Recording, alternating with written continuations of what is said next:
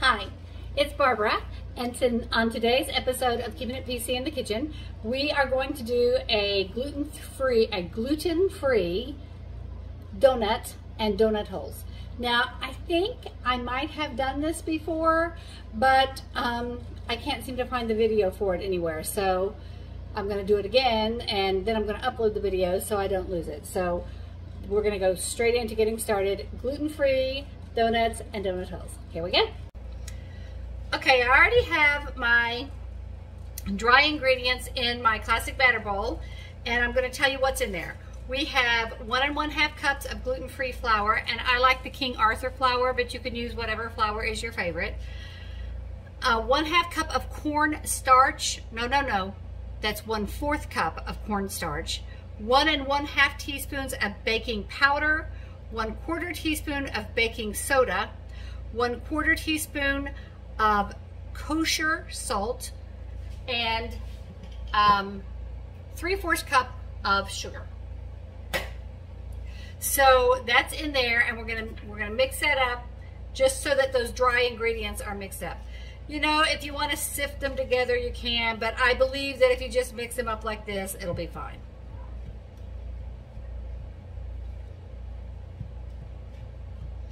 Now to this, we're gonna add 8 tablespoons of melted butter.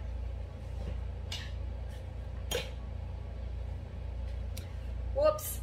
Before we do that, we're going to make like a little well in here. Make a little well in the middle of there. Now we're going to add 8 tablespoons of melted butter.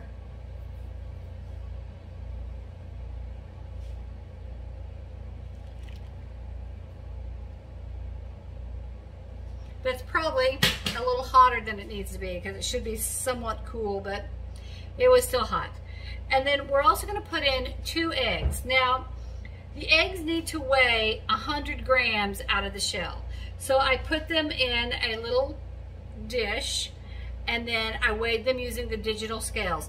This is 100 grams of eggs. So if you had small eggs, you might need 3. If you had a great big large egg, you just might need 1. So 100 grams of eggs goes right in there.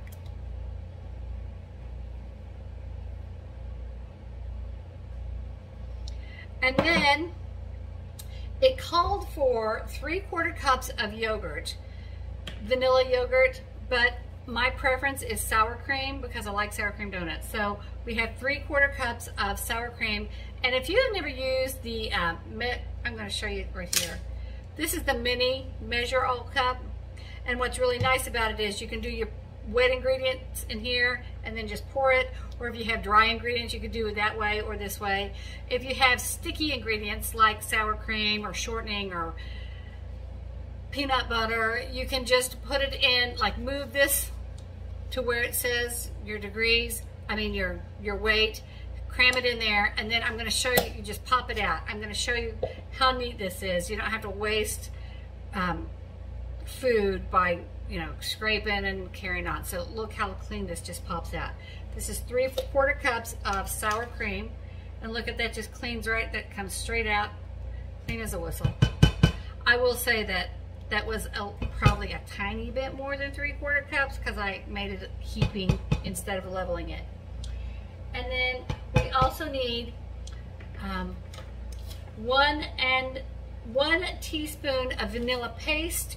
And if you don't have vanilla paste, you can use vanilla flavoring. Please do not use imitation. Use pure vanilla extract, and you use 1 1/2 teaspoon if you're using the extract. But we're using the paste, so it just takes 1 teaspoon, and we're going to use the adjustable measuring spoon. I love these because you can go as little as 1/8 of a teaspoon, and then you can go all the way up to a whole teaspoon. And then there's a bigger one that goes with tablespoons.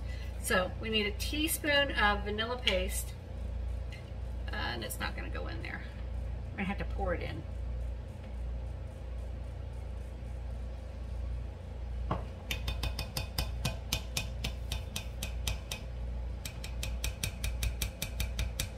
Now what we want to do here is mix this up, but you don't want to use the mixer. You just want to kind of stir it, because you just want it till it's combined well.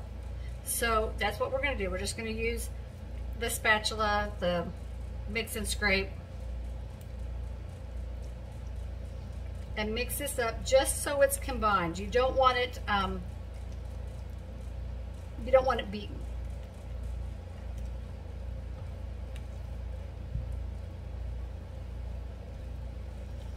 And so as you can see, it's a pretty heavy batter. And once we get this mixed up, and it doesn't take very long at all, we're going to put it into a Ziploc bag so we can pipe it into the donut pan. However, I also want to make donut holes, and I want to use the scoop for that. So we're going to do the donut holes first, and then we're going to pipe the rest of it into the baggie. Okay. See, we are combined. Well, there's a little bit down there at the bottom. Okay. Now, well combined, and that's as mixed up as you need to get it. All right. We'll be right back with our pans and getting ready to put it in the oven. Okay, we're back, and we are ready to put our batter into the donut hole pan. This is the Pampered Chef donut hole pan. It's not one of the newest items, but I think it came out in the summer maybe.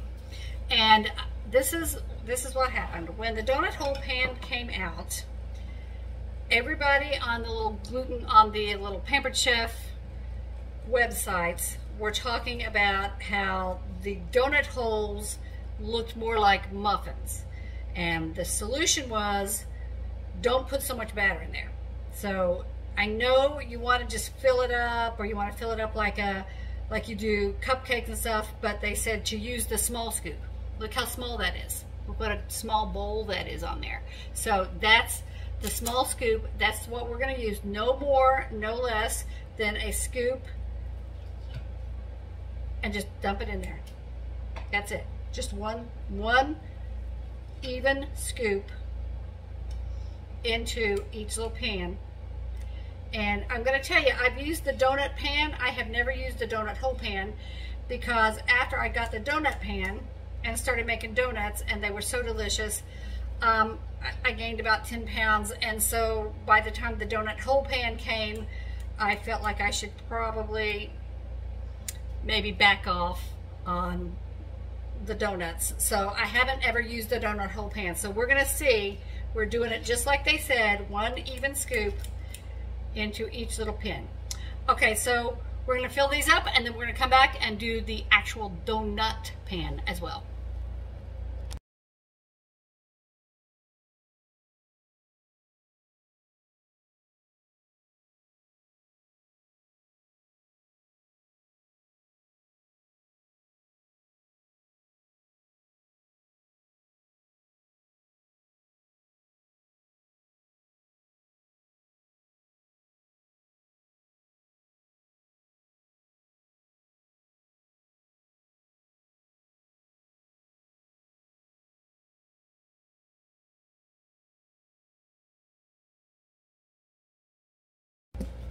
Okay, we're back, and I'm just scooping the rest of this batter out of this scoop, because we don't want to waste any of this delicious, yummy batter for our donuts. And this is what we're going to do next. We're going to take this batter and we're going to put it in this gallon-sized Ziploc bag. It doesn't have to be a fancy Ziploc bag, it just needs to be a Ziploc bag. Or any kind of bag, really. I guess you could put it in a bread bag if that's what you wanted, but it's got to have something that's got a little point, a little corner, okay? So I'm going to open this up, and I'm going to stick this batter down in that baggie. And you want all of that batter in there, because you don't want to waste any. That's why you want to use these good scrapers, the mix and scrape, because they really clean a bowl good.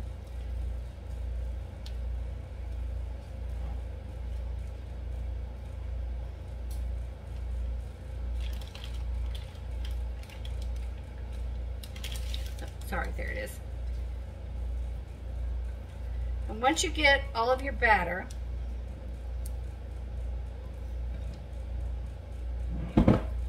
into your baggie,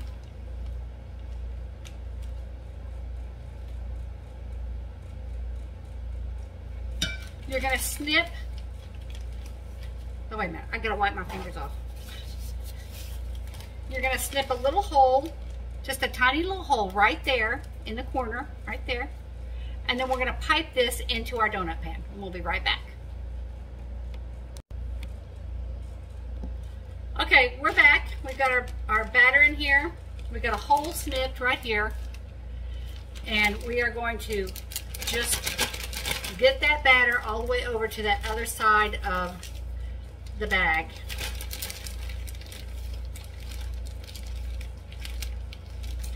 And I'm going to tell you, I'm not really sure if you're supposed to grease these pans or not, but I always spray just a tiny bit of oil in them and kind of rub it around with a napkin or a paper towel to get it in there evenly.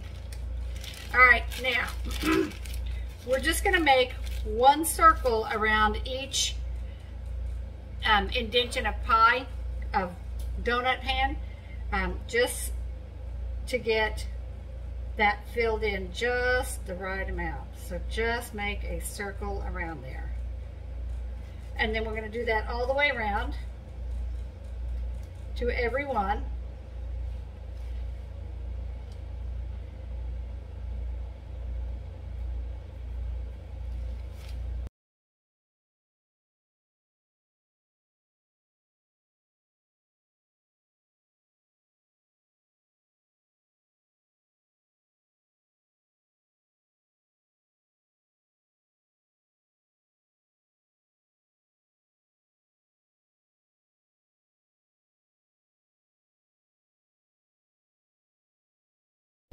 Okay, so we have one little tin that did not get any batter, and that's okay. But I read somewhere that if you were doing cupcakes or things like that and you don't have enough batter for all of them, that you should fill the empty one with water.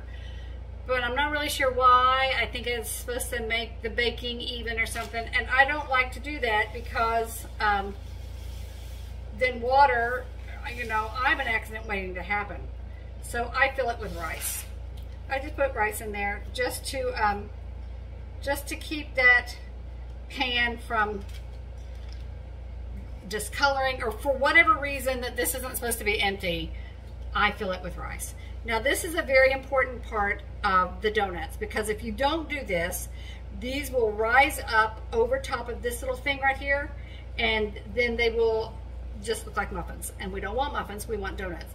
So just get you some water, just water, and stick your finger down in it. And then right around this, go around this like this. And this keeps that from going over top of the pedestal in the middle.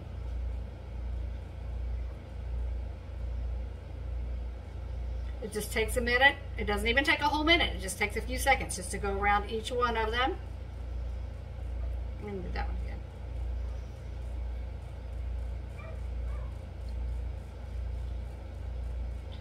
And that will keep our donuts looking like donuts and not like muffins.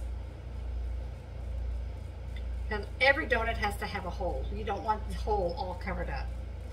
I don't have a lot of hope for this little fella right here. We'll see how that one turns out. Okie dokie.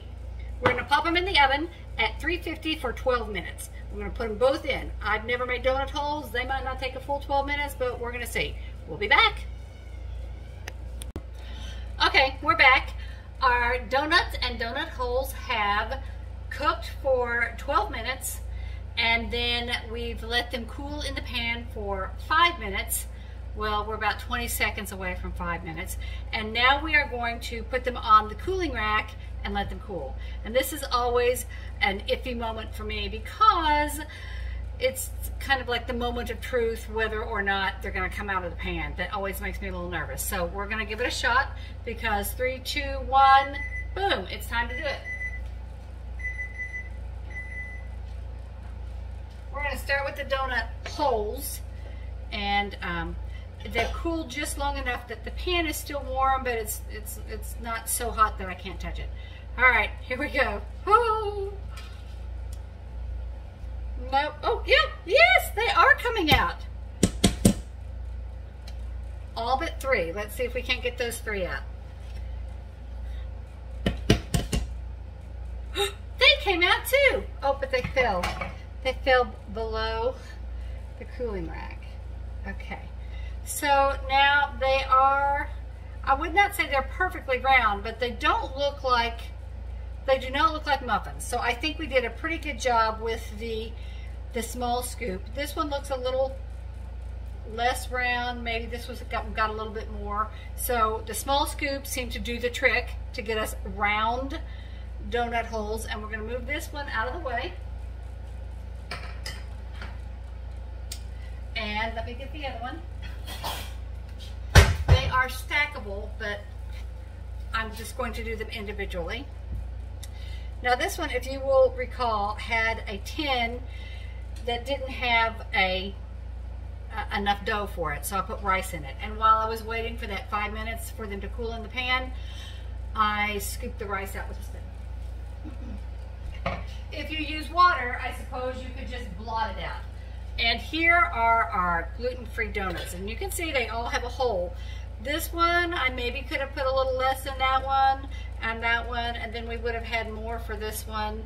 But, you know, nobody's perfect. We just do the best we can. All right, here we go. Again, the moment of truth. Oh, I hear them dropping. Oh, yep, boom. They all came out. Yay. Okay, so we're going to flip these back over on their front sides. And you can do whatever you want with these. You can glaze them. There's a glaze you can put over them.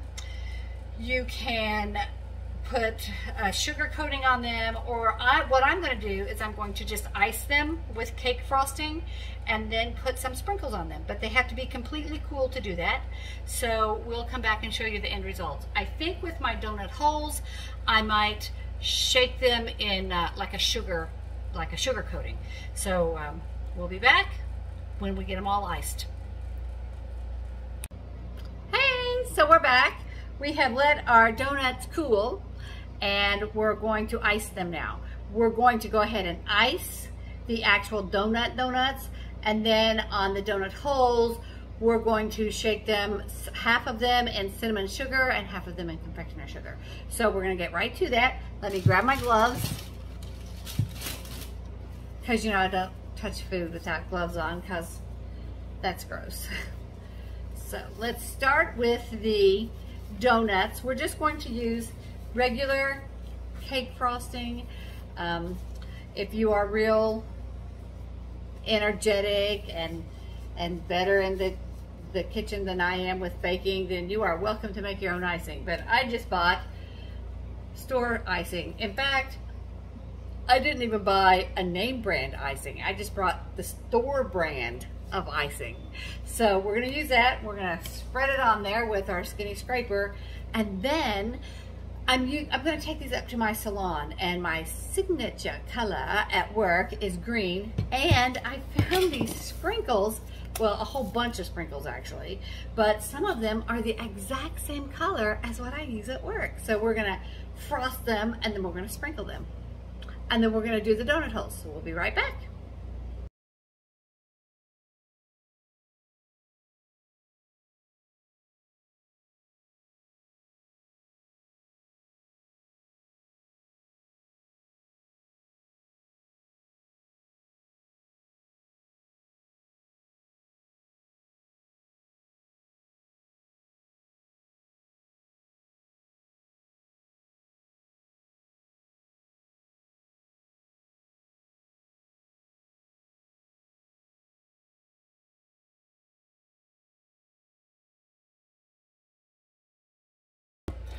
Okay, we're back. Our donuts and donut holes have cooked for 12 minutes, and then we've let them cool in the pan for 5 minutes. Well, we're about 20 seconds away from 5 minutes. And now we are going to put them on the cooling rack and let them cool. And this is always an iffy moment for me, because it's kind of like the moment of truth, whether or not they're going to come out of the pan. That always makes me a little nervous. So we're going to give it a shot because 3, 2, 1, boom, it's time to do it. We're going to start with the donut holes, and they're cooled just long enough that the pan is still warm, but it's not so hot that I can't touch it. All right, here we go. Woo! No, oh yeah, yes, they are coming out. All but 3. Let's see if we can't get those 3 out. They came out too. Oh, but they fell. They fell below the cooling rack. Okay. So now they are, I would not say they're perfectly round, but they don't look like, they do not look like muffins. So I think we did a pretty good job with the small scoop. This one looks a little less round. Maybe this was got a little bit more. So the small scoop seemed to do the trick to get us round donut holes. And we're going to move this one out of the way. And let me get the other one. They are stackable, but I'm just going to do them individually. Now this one, if you will recall, had a tin that didn't have enough dough for it, so I put rice in it. And while I was waiting for that 5 minutes for them to cool in the pan, I scooped the rice out with a spoon. If you use water, I suppose you could just blot it out. And here are our gluten-free donuts, and you can see they all have a hole. This one, I maybe could have put a little less in that one, and then we would have had more for this one. But, you know, nobody's perfect. We just do the best we can. All right, here we go. Again, the moment of truth. Oh, I hear them dropping. Oh, yep, boom. They all came out. Yay. Okay, so we're going to flip these back over on their front sides. And you can do whatever you want with these. You can glaze them. There's a glaze you can put over them. You can put a sugar coating on them, or what I'm going to do is I'm going to just ice them with cake frosting and then put some sprinkles on them. But they have to be completely cool to do that. So we'll come back and show you the end result. I think with my donut holes, I might shake them in like a sugar coating. So we'll be back when we get them all iced. Okay, for our donut holes, we are going to shake them in, some of them in cinnamon sugar and some of them in confectioner sugar. And we're going to do the cinnamon sugar first. And so I looked at the recipe. It said to melt 1/4 a cup of butter. And you were supposed to put the donuts in the butter and then dip them in the sugar. But I think that was more for actual donuts. So you would take the top of the donut, dip it in the butter, dip it in the sugar. But I am going to do the whole donut hole. So I'm just going to kind of roll it around in there and dump it in there. And I'm going to do about 2 or 3 at a time.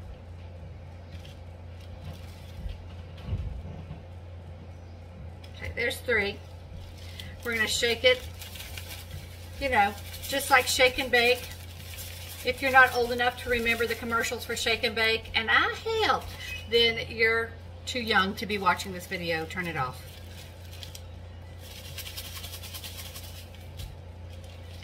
Okay, we are going to, and looky there, lovely cinnamon sugar donuts. And we are going to do that to the rest of these. Then we're going to do these with the powdered sugar, and we'll be right back.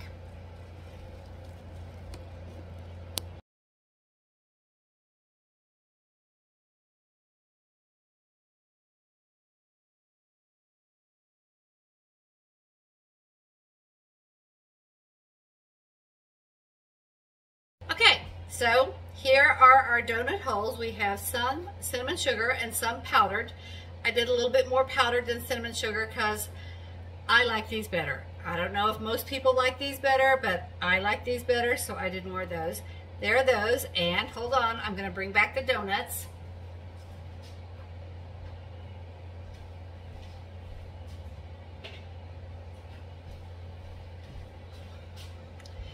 here are our frosted donuts with the green sprinkles, all ready for my customer appreciation days at the salon. So let me bring the camera back around here.